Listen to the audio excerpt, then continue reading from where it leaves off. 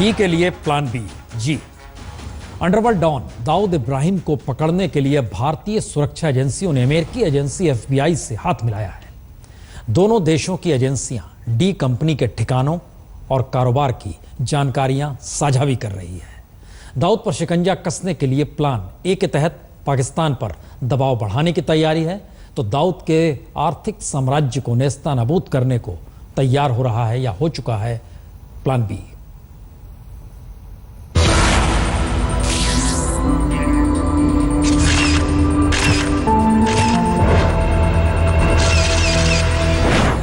Don को पकड़ने का नया प्लान। अमेरिका ने मिलाया हिंदुस्तान से हाथ। दाऊद के लिए तमाम देश एक साथ। डॉन के लिए भारत का प्लान बी तैयार। अब बचकर कहां जाएगा दाऊद? अंडरवर्ल्ड डॉन दाऊद इब्राहिम को शिकंजे में लेने के लिए अब भारत को मिला है अंकल सैम का साथ। जी हां, दाऊद को पकड़ने के लिए भारत ने अब अमेरिकी एजेंसी FBI से हाथ मिलाया है। FBI के साथ मिलकर भारत न सिर्फ दाऊद इब्राहिम और उसके मददगारों को उसके अंजाम तक पहुंचाएगा, बल्कि आतंकवाद को बढ़ावा देने के लिए दाऊद जो फंडिंग कर रहा है उस पर भी नकेल कसने के लिए भारत ने बाकायदा ब्लूप्रिंट तैयार कर लिया है। अंडरवर्ल्ड डॉन दाऊद इब्राहिम के बारे में कहा जाता था कि डॉन को पकड़ना मुश्किल ही नहीं नामुमकिन होगा, लेकिन अब इस नामुमकिन को मुमकिन में बदलने के लिए अमेरिका और हिंदुस्तान ने एक ऐसा फंदा तैयार किया है जिससे डॉन का बच पाना नामुमकिन होगा। दाऊद को शिकंजे में लेने के लिए भारत का प्लान बी है। आज तक के पास वो सारे दस्तावेज मौजूद हैं जिससे साफ पता चलता है कि किस तरह दाऊद को गिरफ्त में लेने के लिए अमेरिका और भारत एक एजेंडे पर चल रहे हैं। भारत और America homeland security presidential directive के मुताबिक भारत और अमेरिका दाऊद के विदेश में फैले कारोबार पर खुफिया जानकारी शेयर करेंगे। पाकिस्तान में दाऊद के ठिकानों और उसकी हरकतों का ब्यौरा भारत ने पहले ही अमेरिका को सौंप दिया है। भारत ने दाऊद इब्राहिम के खातों और उसकी संपत्तियों की जानकारी भी अमेरिका को सौंप दी है। सूत्रों के मुताबिक भारत और भी कई जानकारियां देकर अमेरिका से पाकिस्तान पर दबाव बनाने के लिए कहेगा। दस्तावेजों के मुताबिक अमेरिका पहले ही 30 देशों के साथ आतंकवादियों के बारे में उनसे जुड़ी जानकारी शेयर करने का एग्रीमेंट कर चुका है। दाऊद इब्राहिम को अपने फंड्स को इन्वेस्ट करने के लिए दूसरे मुल्कों में फर्जी फर्मों को चलाना है, इन सब चीज़ों को वो करते हैं, तो इससे अमेरिका का सहयोग बहुत ही महत्वपूर्ण हो जाता है। दाऊद के खिलाफ एक्शन और उसका प्रत्यर्पण भारत की प्राथमिकताओं में से एक है। बड़े सधे हुए तरीके से भारत दाऊद पर अपने प्लान के साथ आगे बढ़ रहा है। केंद्र सरकार के मंत्रियों के दाऊद पर कड़े बयान भी इस रणनीति का हिस्सा है। की परवाह किए बिना साफ साफ शब्दों में संकेत दे दिए गए।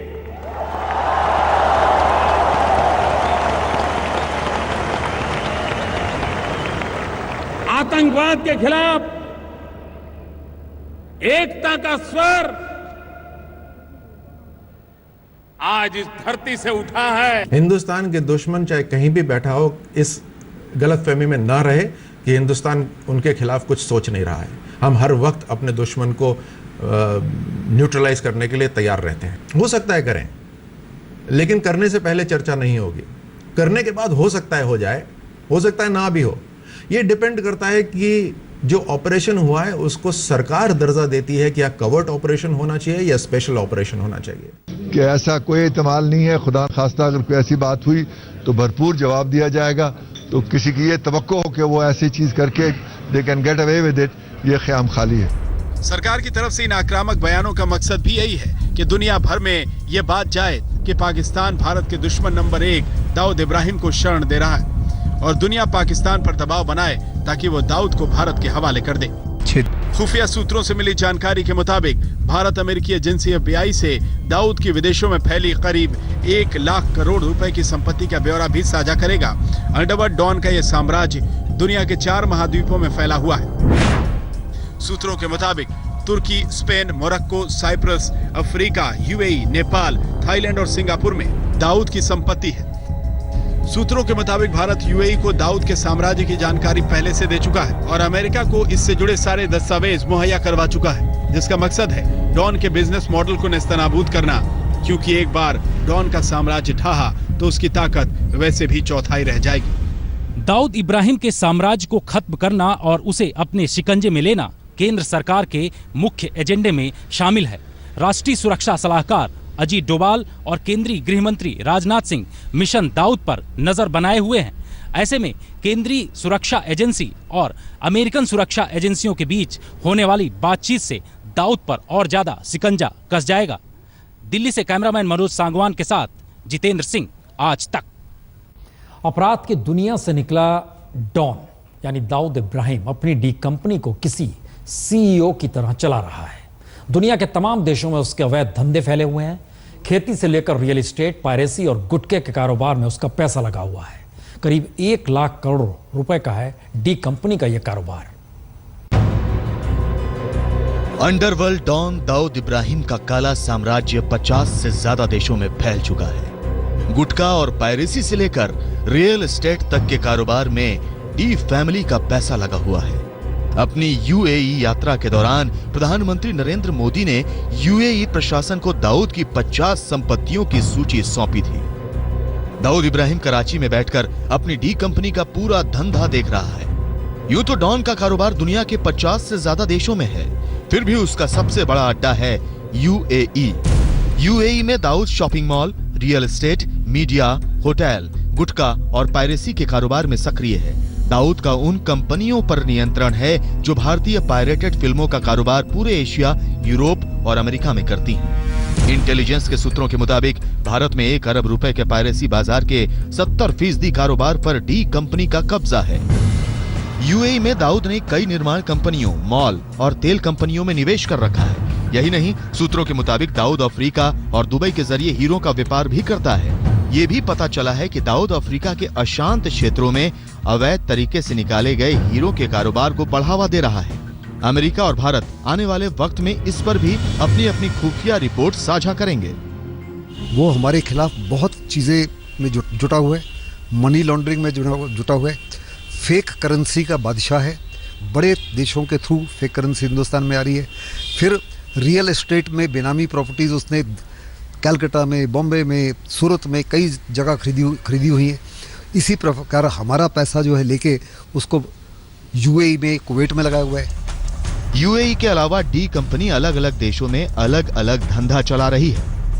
अफ्रीका के सूडान, जिम्बाब्वे, कांगो, सोमालिया में दाऊद का खेती का बिजनेस है। केन्या की राजधानी नैरोबी में दाऊद के बेटे मोइन का कारोबार फैला है। नेपाल के काठमांडू के पास थामेल और सोनधरा में डी कंपनी के 1000 से ज्यादा डांस बार हैं। सूत्रों के मुताबिक नेपाल के पोखरा में डी कंपनी कैसीनो चलाती है। यही नहीं, नेपाल स्टॉक एक्सचेंज में भी दाऊद का पैसा लगा हुआ है। चीन में शंघाई के बाहरी इलाके में 2010 में ही दाऊद ने कपड़ा फैक्ट्री खोली। डी कंपनी का ये कपड़ा भारत में बेचा जाता है। पाकिस्तान के बारे में तो कहा जाता है कि दाऊद ने पाकिस्तानी रेलवे को संकट से निकालने में मदद की थी। कराची में डी कंपनी का गुटखा फायर ब्रांड नाम से अफगानिस्तान और रूस में बिकता है। कराची स्टॉक मार्केट में भी डी कंपनी ने निवेश कर रखा है। 2013 की एक रिपोर्ट के मुताबिक डॉन ने पाकिस्तान के एक नए चैनल में भी निवेश किया था। इसमें आईएसआई और पाकिस्तान सरकार का और आर्मी का डायरेक्ट हाथ है।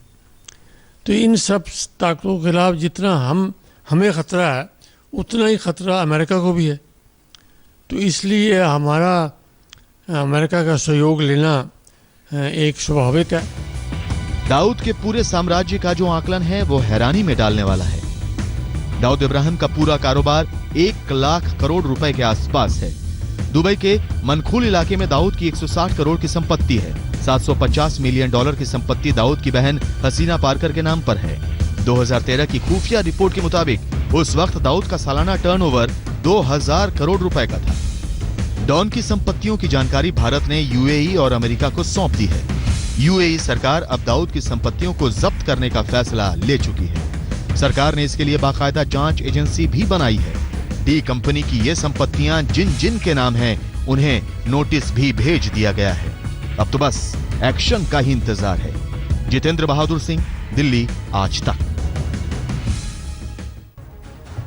दाऊद का मतलब सिर्फ डॉन या अपराध भर नहीं है। दरअसल भारत में इकोनॉमिक आतंकवाद फैलाने की दाऊद की एक साजिश भी। अपराध और आतंकवादियों की फहरिस्त में पहला नाम भारत हमेशा दाऊद इब्राहिम का ही लेता है। भारत की अर्थव्यवस्था को तहस नहस करने की साजिश में डॉन लगा हुआ है और इसके तहत दाऊद नकली नोटों की खेप भारत भी भेज रहा है। आईएसआई की मदद से चल रहे दाऊद के इस धंधे पर अब शिकंजा कसने वाला है और इसके लिए भारत और अमेरिका मिलकर पाकिस्तान पर दबाव बनाएंगे। कराची में बैठा अंडरवर्ल्ड डॉन दाऊद इब्राहिम पाकिस्तानी खुफिया एजेंसी आईएसआई की मदद के जरिए भारत में इकोनॉमिक आतंकवाद को बढ़ावा देने की कोशिशों में जुटा हुआ है। डी कंपनी जाली नोटों के कारोबार को बढ़ावा दे रही है। खुफिया एजेंसियों के पास जानकारी है कि दाऊद इब्राहिम भारत में अपने गुर्गों के जरिए लगातार जाली नोटों की सप्लाई करवा रहा है। भारत ने दाऊद के इस कारोबार को रोकने के लिए अमेरिका से जानकारी शेयर की है। आज तक के पास मौजूद दस्तावेज में साफ साफ दर्ज है कि नकली नोटों के कारोबार में दाऊद की मदद कर रहे पाकिस्तान पर नकेल कसने के लिए भारत अमेरिका से मदद लेगा। कई देशों के माध्यम से, खास करके थाईलैंड के माध्यम से, नेपाल के माध्यम से, म्यांमार के माध्यम से, फिर श्रीलंका के माध्यम से, फिर समुद्री मार्ग से, फिर हवाई मार्ग से, अनेकों तरीकों से दाऊद इस फॉरेन करेंसी को, फेक करेंसी को हिंदुस्तान में ला रहे हैं और इतने बड़े पैमाने पर ये फेक करेंसी आनी शुरू हो गई है which becomes now a major threat to the stability of the Indian economy. इसलिए हर हालत में ये कार्रवाई दाऊद की बंद करना हिंदुस्तान के लिए एक किस्म से एब्सोल्यूट एसेंशियल हो गई है। होमलैंड सिक्योरिटी के साथ हुए प्रस्तावित मसौदे के मुताबिक नकली नोटों के कारोबार को रोकना दोनों देशों की प्राथमिकता में शामिल है। सूत्र बताते हैं कि अगर पाकिस्तान दाऊद के नकली नोटों के कारोबार पर लगाम नहीं लगाता है तो उसको अपनी करेंसी छापने के लिए कागज, स्याही और प्रिंटिंग मशीन के लाले पड़ सकते हैं। दाऊद इब्राहिम आईएसआई की मदद से भारत में नकली नोटें भिजवाकर भारत की अर्थव्यवस्था को खराब करने की फिराक में है।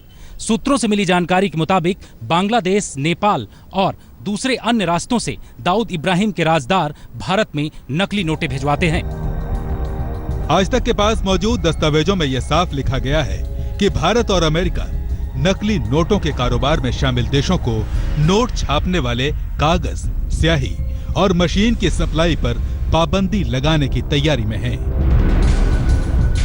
खुफिया जानकारी के मुताबिक डॉन दाऊद इब्राहिम आईएसआई की मदद से नेपाल, बांग्लादेश, श्रीलंका, खाड़ी के देशों और थाईलैंड के मार्फत नकली नोटों को भारत में पहुंचाता है।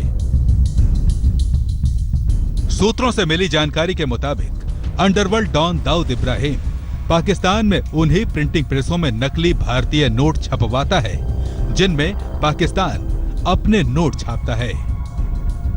डी कंपनी के नकली नोटों का यह कारोबार भारत विरोधी आतंकी संगठनों की फंडिंग का सबसे बड़ा जरिया बन गया है। जितेंद्र बहादुर सिंह, दिल्ली, आज तक।